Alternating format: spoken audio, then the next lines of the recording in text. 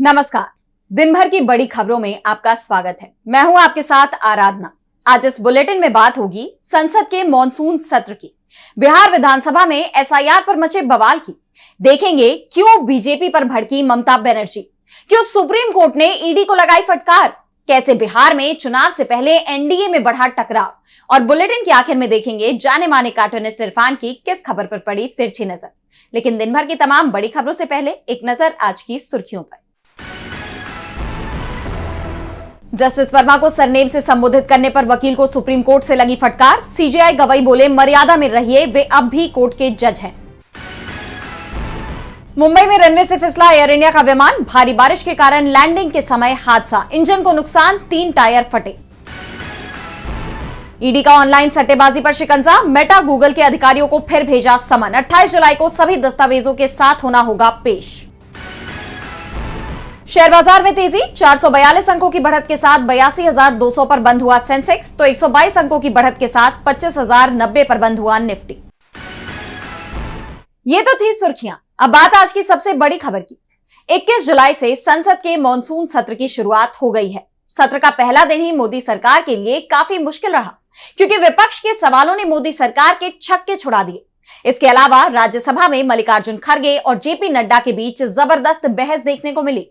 तो सदन में कैसा रहा पहला दिन और क्या रहा खास, देखिए इस रिपोर्ट में। संसद का मानसून सत्र पहले ही दिन काफी जोरदार रहा। विपक्ष ने पहलगाम हमले, ऑपरेशन सिंदूर, अमेरिकी राष्ट्रपति डोनाल्ड ट्रंप के मध्यस्थता के दावों, बिहार में मतदाता सूची के गहन पुनरीक्षण, मणिपुर, चीन जैसे विषयों पर सरकार को जमकर घेरा। कांग्रेस सांसद बी मणिकम टैगोर ने गंभीर राष्ट्रीय सुरक्षा और विदेश नीति विफलता, पहलगाम आतंकवादी हमला और ऑपरेशन सिंदूर पर चर्चा के लिए लोकसभा में स्थगन प्रस्ताव दिया। इसके अलावा सीपीआई सांसद संतोष कुमार पी ने पहलगाम हमले, ऑपरेशन सिंदूर और अमेरिकी राष्ट्रपति डोनाल्ड ट्रंप द्वारा भारत और पाकिस्तान के बीच तनाव को कम करने के बार बार किए गए दावों पर चर्चा के लिए नियम 267 के तहत कार्य स्थगन नोटिस दिया।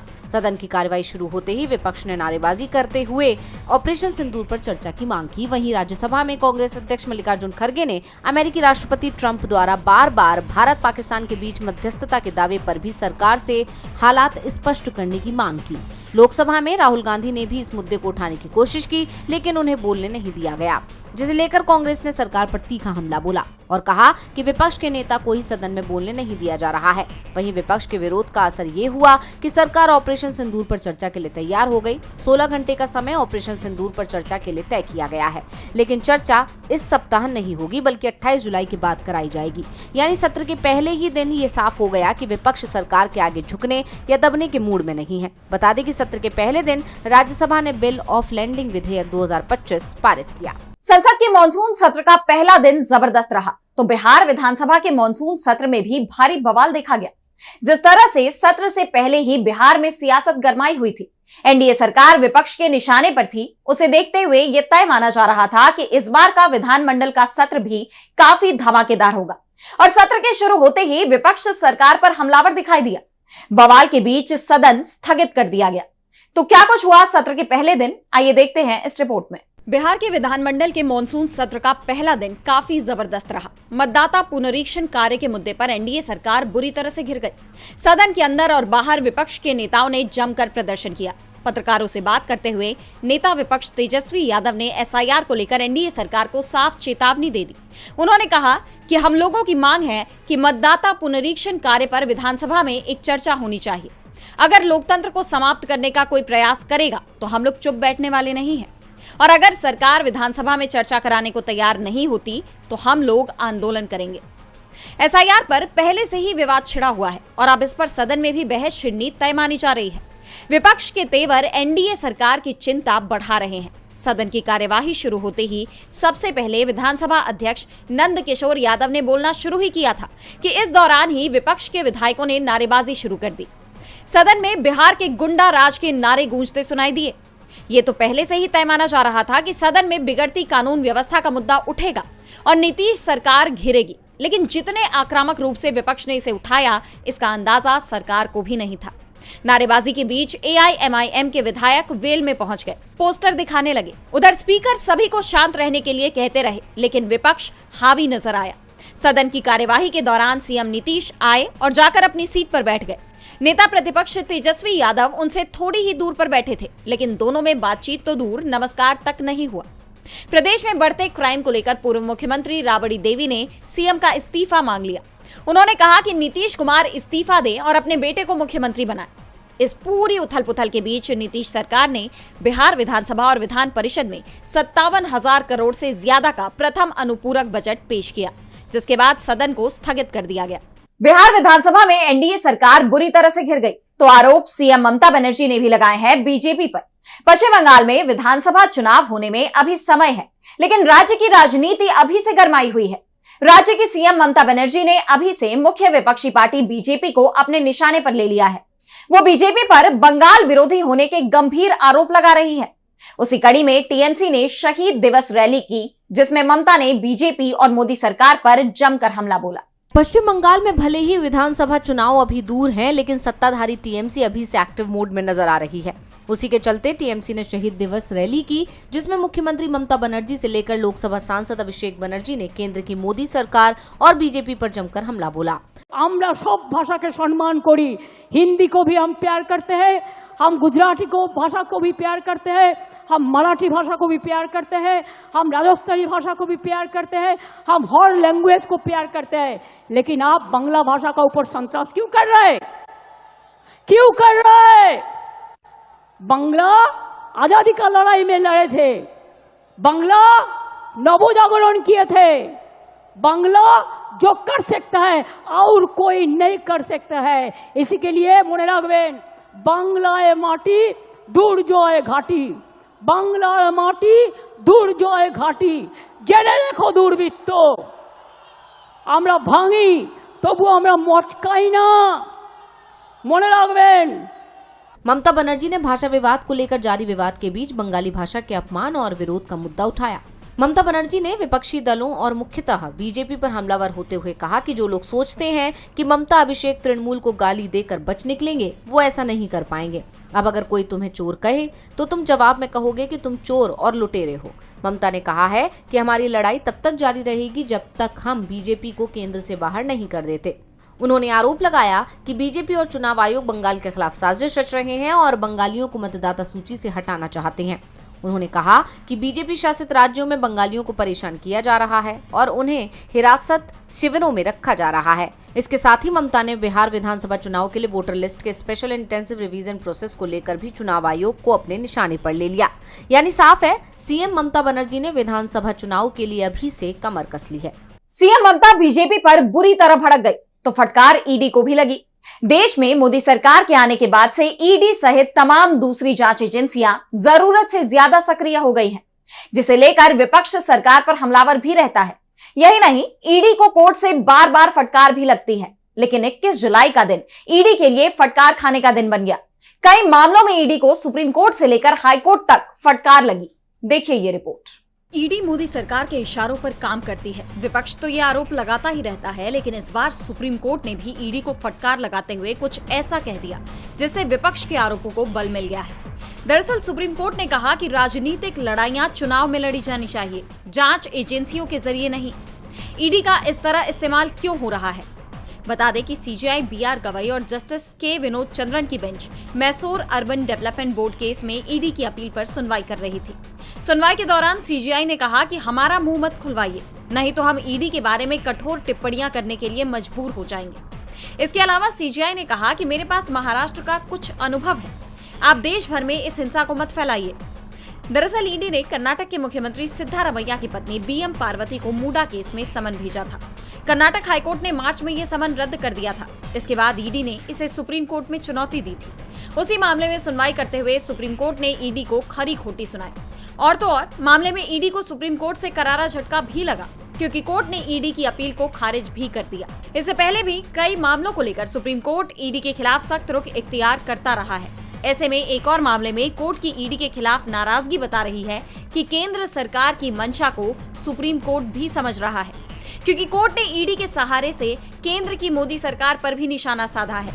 कोर्ट की टिप्पणी केंद्र सरकार के लिए भी चेतावनी के तौर पर मानी जा रही है। सिर्फ सुप्रीम कोर्ट ने ही नहीं, मद्रास हाई कोर्ट ने भी धन शोधन निवारण अधिनियम मामले में सुनवाई करते हुए कहा कि ईडी कोई घूमता हुआ ड्रोन नहीं है जो किसी भी आपराधिक मामले में अपनी मर्जी से हमला कर दे, और ना ही कोई सुपर कॉप है जिसे हर मामले की जांच का अधिकार है।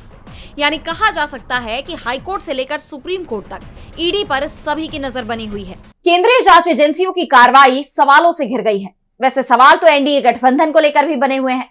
बिहार में विधानसभा चुनाव से पहले एनडीए में घमासान मचा हुआ है और अब बिहार एनडीए विधायक दल की बैठक बुलाई गई, जिसमें उप मुख्यमंत्री विजय सिन्हा और मंत्री अशोक चौधरी के बीच तीखी बहस हो गई, जिसके बाद एनडीए का टकराव खुलकर सामने आ गया। देखिए ये रिपोर्ट। बिहार विधानसभा चुनाव से पहले एनडीए में दो फाड़ होते नजर आ रही हैं। बिहार एनडीए विधायक दल की बैठक बुलाई गई, जिसमें उप मुख्यमंत्री विजय सिन्हा और नीतीश कुमार के खास मंत्री अशोक चौधरी के बीच तीखी बहस हो गई, जिसने एनडीए में टकराव की खबरों को सतह पर लाकर रख दिया। ग्रामीण कार्य विभाग के कार्यक्रम में स्थानीय विधायक को नहीं बुलाए जाने पर विजय सिन्हा ने अशोक चौधरी से नाराजगी जताई। इसी बात को लेकर एनडीए विधायक दल की बैठक के बीच में ही दोनों के बीच बहस हो गई। इस दौरान बैठक में सीएम नीतीश कुमार समेत एनडीए घटक दल के सभी नेता मौजूद थे। बैठक में विजय सिन्हा ने कहा कि गठबंधन धर्म का पालन सिर्फ एक सहयोगी नहीं बल्कि सभी सहयोगियों को करना होगा। विजय सिन्हा ने बैठक में प्रहलाद यादव का मामला उठाते हुए कहा कि प्रहलाद यादव ने सरकार बनाने में समर्थन दिया था और इसकी जानकारी शीर्ष नेताओं को पहले से थी। ग्रामीण कार्य विभाग में ग्लोबल टेंडरिंग को लेकर विधायकों ने नाराजगी जताई।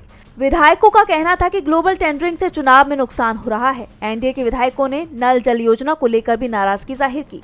ऐसे में जेडीयू और बीजेपी के बीच जारी तनाव खुलकर सतह पर आ गया है, जिससे साफ साफ संकेत मिल रहे हैं कि चुनाव से पहले एनडीए बिखर जाएगा। और अगर वाकई में ऐसा होता है तो यह एनडीए के लिए बड़ा नुकसान साबित होगा। चुनाव से पहले एनडीए को बड़ा झटका लग सकता है। अब देखना होगा कि जेडीयू इस पर क्या रुख अपनाती है। चुनाव से पहले एनडीए को बड़ा झटका लग सकता है। वैसे झटका तो जस्टिस यशवंत वर्मा को भी लग सकता है। संसद के मॉनसून सत्र में उनके खिलाफ महाभियोग प्रस्ताव लाया जाएगा और इस पर फैसला होगा, जिसके लिए सांसदों की तरफ से लोकसभा स्पीकर ओम बिरला को प्रस्ताव भी सौंप दिया गया। तो कब होगी महाभियोग प्रस्ताव पर चर्चा? क्या जस्टिस वर्मा पर गिरेगी गाज? जानने के लिए देखिए ये रिपोर्ट। संसद में जस्टिस यशवंत वर्मा के खिलाफ महाभियोग लाने की तैयारी लगभग पूरी हो गई है। जस्टिस यशवंत वर्मा के खिलाफ महाभियोग चलाने के प्रस्ताव पर लोकसभा में नेता प्रतिपक्ष राहुल गांधी, बीजेपी सांसद अनुराग सिंह ठाकुर समेत 145 सांसदों ने हस्ताक्षर कर दिए हैं। संविधान के अनुच्छेद 124, अनुच्छेद 217 और 218 जो सुप्रीम कोर्ट और हाई कोर्ट से संबंधित है, इनके तहत Congress, TDP, JDU, JDS, Jana Sena party, Assam Gana Parishad, Shiv Sena Eknath Shinde गुट, लोक जनशक्ति पार्टी और सीपीएम समेत कई दलों के सांसदों ने इस ज्ञापन पर हस्ताक्षर किए हैं, जिसके बाद इस ज्ञापन को लोकसभा अध्यक्ष ओम बिरला को सौंप दिया गया। उम्मीद जताई जा रही है कि अगले हफ्ते इस पर चर्चा हो सकती है। हालांकि इस बारे में जब संसदीय कार्य मंत्री किरेन रिजिजू से पूछा गया तो उन्होंने कहा, मैं प्राथमिकता के आधार पर किसी भी चीज पर कोई कमेंट नहीं कर सकता, क्योंकि जब तक ये प्रस्ताव स्पीकर की इजाजत से बीएसी की ओर से पारित नहीं हो जाता, मेरे लिए कुछ भी कहना कठिन है। दरअसल 15 मार्च 2025 को जस्टिस वर्मा के दिल्ली स्थित सरकारी निवास पर आग लग गई थी। इस दौरान दमकल कर्मियों को उनके बंगले में भारी संख्या में नोट मिले, जिस पर सुप्रीम कोर्ट ने जांच कमेटी बिठाई और जस्टिस वर्मा को दोषी पाया, जिसके बाद तत्कालीन सीजेआई संजीव खन्ना ने जस्टिस वर्मा के खिलाफ महाभियोग लाने की सिफारिश की थी। जस्टिस वर्मा का बाद में इलाहाबाद हाईकोर्ट में ट्रांसफर कर दिया गया था। हालांकि उन्होंने सुप्रीम कोर्ट में इस कार्रवाई को चुनौती भी दी है। ऐसे में देखना होगा कि संसद में इस प्रस्ताव पर क्या फैसला होता है। नजरें सुप्रीम कोर्ट पर भी बनी हुई हैं। जस्टिस वर्मा का मामला लगातार तूल पकड़ रहा है तो पश्चिम एशिया में जंग के बादल नहीं छट पा रहे। इजरायल और ईरान के बीच सीज फायर हुआ तो सीरिया में नया मोर्चा खुल गया। पहले सीरिया पर इजरायल ने हमला किया, बाद में इजरायल और सीरिया के बीच सीज फायर हो गया तो तुर्की इस जंग में कूद पड़ा है और उसने सीरिया पर हमला कर दिया है। सीरिया में जो सरकार है उसे तुर्की का समर्थक माना जाता है। ऐसे में तुर्की के हमले से सीरिया का संकट और गहराता दिखाई दे रहा है। तो क्या है पूरा मामला, देखेंगे इस रिपोर्ट में। सीरिया के अलेप्पो में जबरदस्त धमाके सुने गए हैं। एक बार फिर सीरिया पर हवाई हमला हुआ है। सबसे बड़ी बात तो ये है कि इस बार ये हमला इजरायल की तरफ से नहीं हुआ, बल्कि सीरिया के दोस्त तुर्की की तरफ से हुआ है। तुर्की ने अपने हमलों में सीरिया डेमोक्रेटिक फोर्सेस के ठिकानों को निशाना बनाया। बीते दिनों ड्रूज समुदाय को लेकर इजरायल की तरफ से सीरिया पर किए गए हमले रोक दिए गए हैं। दोनों देशों के बीच सीज फायर है। ऐसे में लगने लगा था कि सीरिया में शांति लौट रही है, लेकिन अब तुर्की ने जो किया उससे एक बार फिर सीरिया संकट में नजर आ रहा है। तुर्की सीधे तौर पर इसे अपनी राष्ट्रीय सुरक्षा के लिए खतरा मानता है। तुर्की की कोशिश है कि सीरिया की सीमा के अंदर तकरीबन 30 किलोमीटर तक के हिस्से को एसडीएफ के कब्जे से खाली कराया जाए, जिससे उसे सेफ जोन घोषित कर सीरियाई शरणार्थी बसाए जा सके। इसके अलावा तुर्की एसडीएफ पर हमला कर अमेरिका पर दबाव भी बनाना चाहता है। दरअसल अमेरिका एसडीएफ के पक्ष में रहा है। यूएस की तरफ से एसडीएफ को आईएसआईएस से मुकाबले में सहयोग और हथियार भी दिए गए थे। इराक में एसडीएफ अमेरिका की मदद करता रहा है। खास बात यह है कि इन हमलों को तुर्की अपनी आत्मरक्षा में उठाया गया कदम बताता है। हालांकि बशर अल असद के सीरिया से भाग जाने के बाद तुर्की की ओर से पहली बार ऐसा हमला किया गया। बता दें कि इस समय सीरिया पर अहमद अल शरा का शासन है, जो एचटीएस के प्रमुख रहे हैं। तुर्की का सीरिया के तख्ता पलट में भले ही सीधा हाथ नहीं था, लेकिन एचटीएस को सपोर्ट करने और अल शरा को राष्ट्रपति बनाने में वो पर्दे के पीछे लगातार एक्टिव था। इसी के चलते तुर्की के हमले के बावजूद सीरिया की तरफ से कोई तीखी प्रतिक्रिया देखने को नहीं मिली है। और बुलेटिन के आखिर में देखेंगे जाने माने कार्टूनिस्ट इरफान की किस खबर पर पड़ी तिरछी नजर।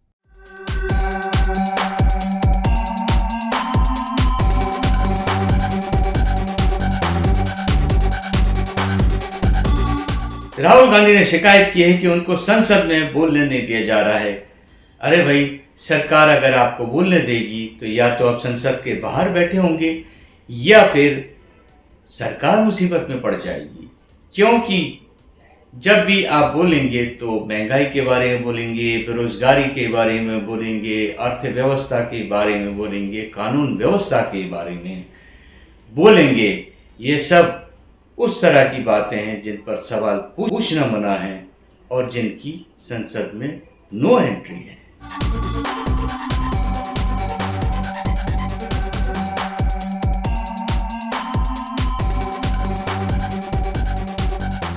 बहुत बहुत शुक्रिया इरफान जी। तो आज इस बुलेटिन में इतना ही। आप देखते रहिए डीबी लाइव। नमस्कार।